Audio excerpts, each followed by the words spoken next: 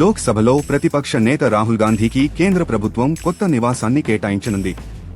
సునేహ్రీ బాగ్ రోడ్డులోని బంగ్లా number 5ను house committee ఆయనకు offer చేసినట్లుగా సంబంధిత వర్గాలు వెల్లడించాయి.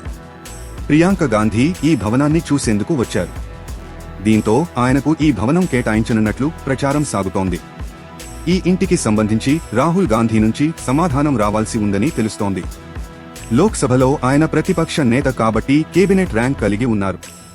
ఆయన టైప్ 8 బంగ్లాకు అర్హులు. టైప్ 8 బంగ్లాను కేబినెట్ మంత్రులు, సుప్రీంకోర్టు, ఢిల్లీ హైకోర్టు న్యాయమూర్తులు, సహాయ మంత్రులు, కేంద్ర ప్రభుత్వంలోని కీలక కార్యదర్శులకు కేటాయిస్తారు. లోక్సభలో ప్రతిపక్ష నేత రాహుల్ గాంధీకి కేంద్ర ప్రభుత్వం కొత్త నివాసాన్ని కేటాయించనుంది. సునేహ్రీ బాగ్ రోడ్డులోని బంగ్లా నెంబర్ 5ను హౌస్ కమిటీ ఆయనకు ఆఫర్ చేసినట్లుగా సంబంధిత వర్గాలు వెల్లడించాయి.